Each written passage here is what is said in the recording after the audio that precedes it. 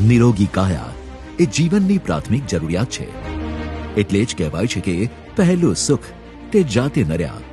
સ્વસ્થ નાગરિક સશક્ત રાષ્ટ્રનું નિર્માણ કરે છે. માનનીય વડાપ્રધાન શ્રી નરેન્દ્રભાઈ મોદીએ જનસામાન્યની આરોગ્ય સુખાકારીની હંમેશા ચિંતા કરી ફિટ ઇન્ડિયાની પહેલ કરી છે, જેમને આગળ ધપાવતા માનનીય મુખ્યમંત્રી શ્રી ભૂપેન્દ્રભાઈ પટેલના નેતૃત્વમાં ગુજરાત સરકારના માહિતી વિભાગ અને ઇન્ડિયન રેડક્રોસ સોસાયટીના સંયુક્ત ઉપક્રમે મીડિયા કર્મીઓની આરોગ્ય તપાસ માટે 15 ઓક્ટોબરથી 19 ડિસેમ્બર સુધી રાજ્યવ્યાપી ફિટ ઇન્ડિયા ફિટ મીડિયા અભિયાન ચલાવવામાં આવ્યું. વડાપ્રધાન શ્રી નું નેતૃત્વમાં એમણે નાની નાની વસ્તુઓનું ખૂબ ધ્યાન રાખ્યું છે. અને આ જે આવા કેમ્પેન જેને કહેવાય ફિટ ઇન્ડિયાની અંદર પણ આ જ છે સંવેદના કે ભાઈ દરેક જણ ફિટ હશે તો કામ કરી શકે.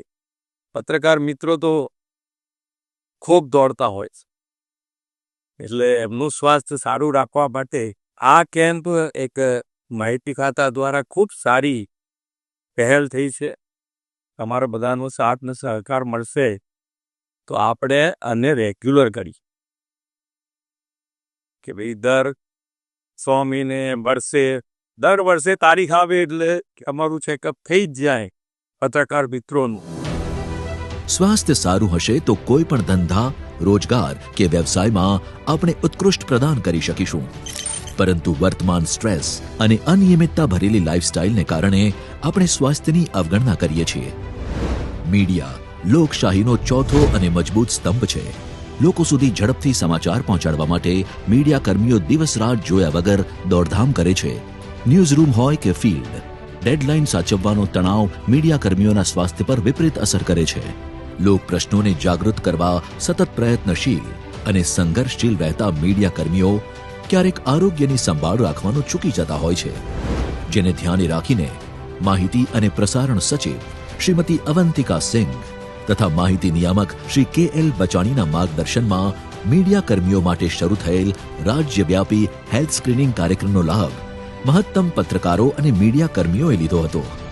ગુજરાત સરકાર પત્રકારોની ચિંતા કરી અને આરોગ્ય તપાસ માટેનો આવો કાર્યક્રમ યોજે એને કારણે પત્રકારો આમ ટાઈમ નથી કાઢતા હોતા, એ ઇગ્નોર કરતા હોય છે કે ભાઈ કરીશું, ચાલશે, એમ કરીને એ જવા દેતા હોય છે. પરંતુ આવો જો ઉપક્રમ કરવામાં આવે તો પછી ફરજિયાતપણે જવાનું મન થાય. એટલે હું ગુજરાત સરકારને આવા કાર્યક્રમો માટે અભિનંદન આપું છું. નિયમિત રીતે આવા કાર્યક્રમો કરવા જોઈએ. રેડક્રોસને બહુ આનંદની લાગણી છે કે આજે આ આખા ગુજરાતમાં મીડિયા માટે આવો એક કાર્યક્રમ યોજી અને તેમને સ્વસ્થ રહેવા માટે થઈને એનો એક આ પ્રયત્ન છે અને એ રેડક્રોસ આ સેવા પૂરી પાડી રહી છે. ફિટ ઇન્ડિયા ફિટ મીડિયા કાર્યક્રમ અંતર્ગત મીડિયા કર્મીઓનું blood checkup, chest x-ray, heart checkup વગેરે કરીને નિષ્ણાત ડોક્ટર દ્વારા હેલ્થ સ્ક્રીનિંગ કરવામાં આવ્યું હતું અને જરૂર પડે આગળની તપાસ અને સારવાર માટે મીડિયા કર્મીઓને માર્ગદર્શન આપવામાં આવ્યું હતું.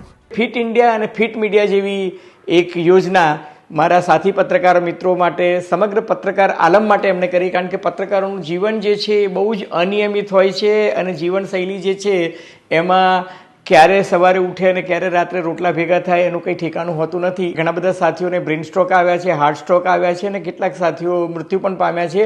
એટલે તમામ પ્રકારના જે હતા હાર્ટ રિલેટેડ એલિમેન્ટ્સ હોય, એડવાન્સ હાર્ટ રિલેટેડ જે પ્રોબ્લેમ હતા, કોલેસ્ટ્રોલ કે કંઈ હતું, અને ઘણી બધી બહેનો સાથી મહિલા પત્રકારોને એમને જે મેમોગ્રાફી કરીને પછી આગળ જે લોકોને ફોલોઅપ કરવાની જરૂર લાગી એ પણ કર્યું. ટૂંકમાં 360 ડિગ્રી તમામ પ્રકારના ટેસ્ટ ગુજરાત સરકારના માહિતી વિભાગ અને રેડક્રોસ સંસ્થા જે છે એમના ઉપક્રમે જે થયા. સામાજિક અને આર્થિક વિકાસ તેમજ સ્વસ્થ અને સુખી સમાજ માટે આરોગ્ય એક પ્રાથમિક જરૂરિયાત છે. એટલે જ પ્રાથમિક સેવાઓથી માંડી ગંભીર રોગોના કિસ્સામાં લોકોને સહેલાઈથી ગુણવત્તાયુક્ત આરોગ્ય સેવાઓ મળી રહે તે ગુજરાત સરકારની પ્રાથમિકતા છે. ગુજરાતના મીડિયા કર્મીઓ માટેની નવતર પહેલ ફિટ ઇન્ડિયા ફિટ મીડિયા.